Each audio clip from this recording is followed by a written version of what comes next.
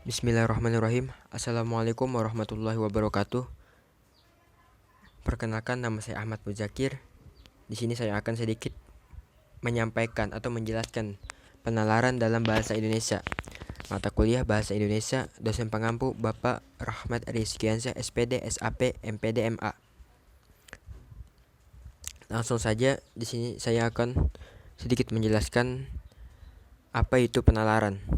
Penalaran adalah proses berpikir yang bertolak dari pengamatan indera atau pengamatan empirik yang menghasilkan kesimpulan yang dapat diterima akal sehat.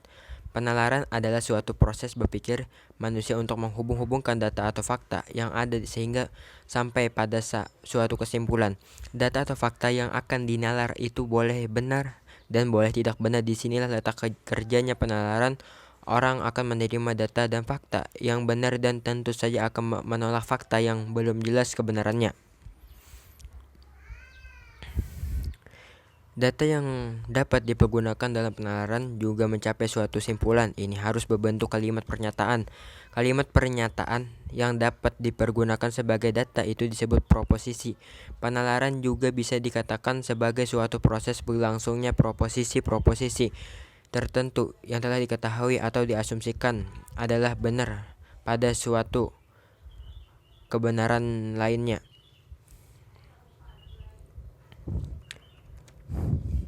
Lanjut, adapun ciri-ciri penalaran. Ciri-ciri penalaran ada dua, yaitu satu, adanya suatu pola berpikir yang secara luas dapat disebut logika atau penalaran merupakan suatu proses berpikir logis. B. Sifat analitik dari proses berpikir analisis pada hakikatnya merupakan suatu kegiatan berpikir berdasarkan langkah-langkah tertentu. Perasaan intuisi merupakan cara berpikir secara analitik. Dan adapun syarat-syarat kebenaran dalam penalaran.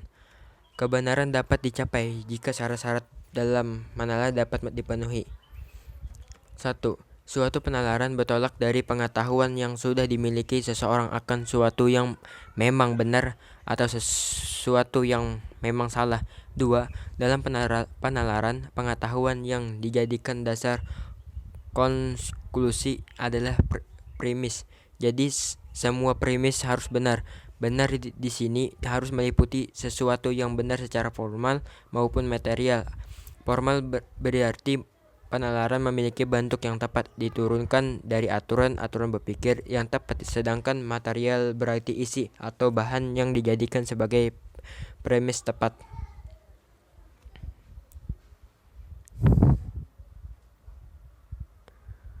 Oke, saya lanjutkan. Jenis metode penalaran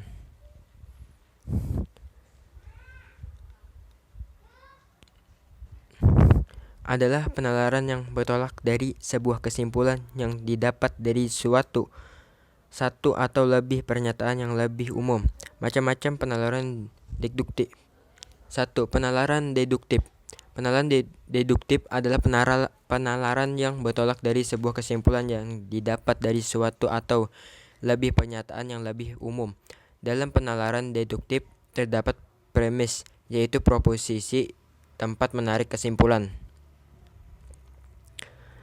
Adapun macam-macam penalaran deduktif yaitu A. Silogisme. Silogisme adalah suatu bentuk penalaran yang dalam menarik kesimpulan yang terdiri dari premis umum, premis khusus, dan kesimpulan dengan fakta lain bahwa silogisme adalah rangkaian 3 buah pendapat yang terdiri dari 2 pendapat dan 1 kesimpulan dilakukan melalui serangkaian pernyataan yang disebut silogisme dan terdiri atas beberapa unsur, yaitu 1. Dasar pemikiran utama atau premis mayor. 2. Dasar pemikiran kedua, premis minor. Ketiga, kesimpulan. Penalaran silogisme ada 3 macam, yaitu silogisme kategorial. Contoh: Mei, semua mahasiswa memiliki ijazah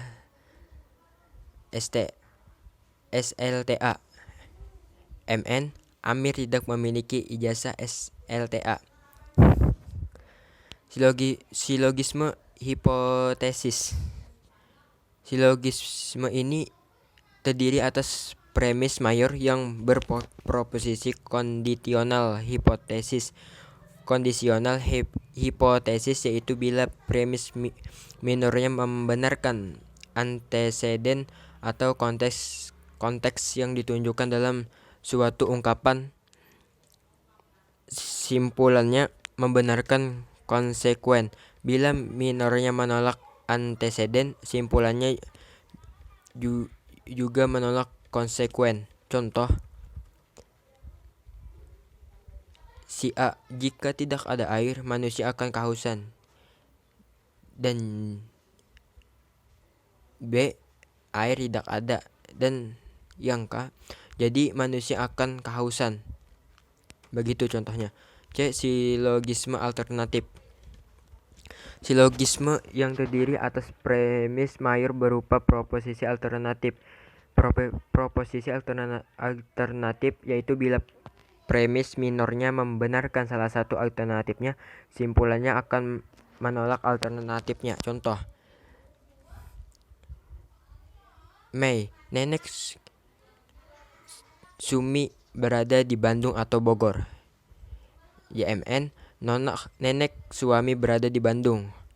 JK, jadi nenek Sumi tidak berada di Bogor. Nah, gitu.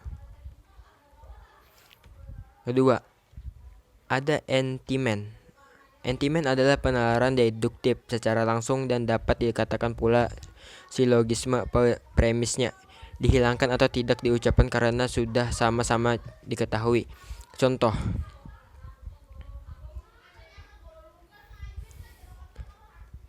siswa teladan ialah siswa yang selalu mematuhi peraturan di sekolah. Semua sarjana adalah orang cerdas. Ali adalah seorang sarjana. Jadi Ali adalah orang cerdas.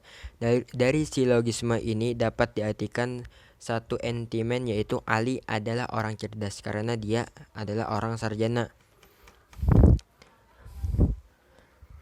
Kedua, penalaran induktif adalah penalaran yang bertolak dari pernyataan-pernyataan yang khusus dan menghasilkan simpulan yang umum.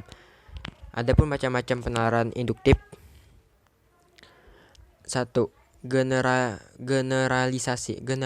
Generalisasi adalah proses penalaran yang mengandalkan beberapa pernyataan yang mempunyai sifat tertentu untuk mendapatkan simpulan yang bersifat umum. Contoh, jika ada udara, manusia akan hidup. Jika ada udara, hewan akan hidup. Jika ada udara, tumbuhan akan hidup.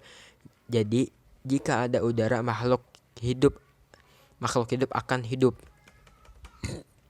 Analogi adalah suatu proses penalaran untuk menarik kesimpulan tentang kebenaran suatu gejala dengan membandingkan dua hal yang mempunyai sifat yang sama.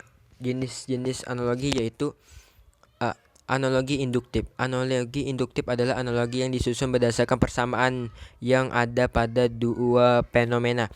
Kemudian ditarik kesimpulan bahwa apa yang ada pada fenomena pertama terjadi juga pada fenomena kedua.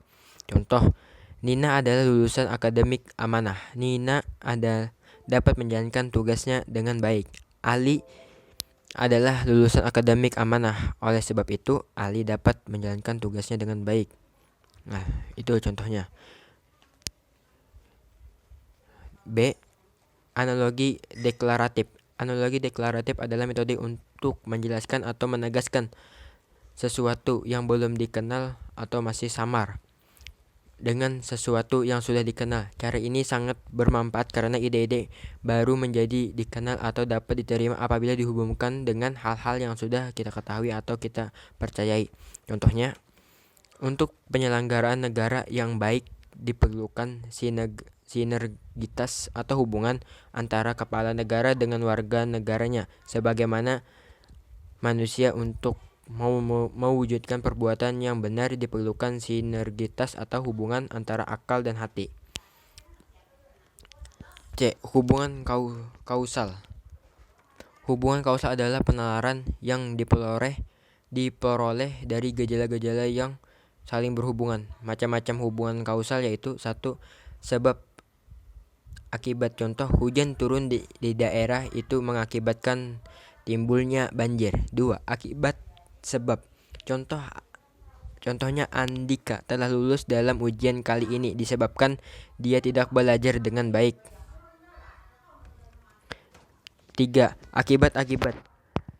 Contoh, ibu mendapatkan jalanan di depan rumah becek sehingga ibu beranggapan jemuran di rumah basah.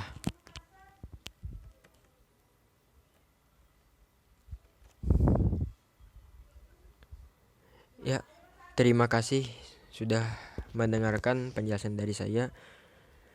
Assalamualaikum warahmatullahi wabarakatuh.